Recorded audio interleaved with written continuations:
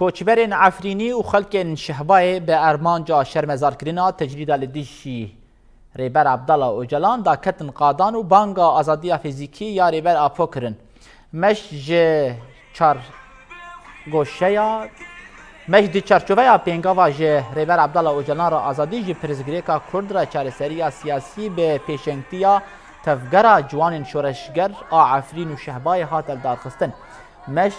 قادا آجوتنی یا گریدای نافچه فافین دست به کرل نافچه احرزی و گوهری میتینگ مشوانان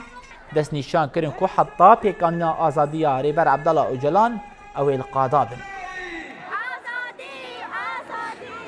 اف مشاغر سایی تل دارخستن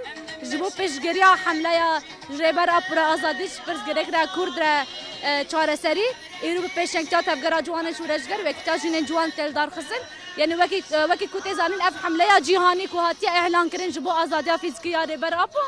و وکی کو ام زانن اف دمک پر درجه ام تو آگاهیش ریبر اپو ناگرن جبر ویجی ام ایرو به مشغل دار دخینن جبو ام آزادی فیزیکی ریبر اپو مسوگر بکن جبو ام پیشگیری حمله بکن ایرو هلوست و مورال جوانا پر خورته حلب ایرو مما شکل دارخستیه جبو کو ام آگاهی آنجا سروکاتی بینن جبر کو او نیزی که 2 سالان های پارزر در باسی جمع ریبر آپو نابن او یک جی جبر دولت آتورک ناهله کو پیوندی انگل پیوندی ان پارزران برابر آپو راورن چیکرن و به هوانبونه که مزن ایریش لسر گل ددن مشاندن ایرو شهبایه و چه دور رجالات ناوین دمنسه ام وک جوان عفرینه ام وک جوان شورشگر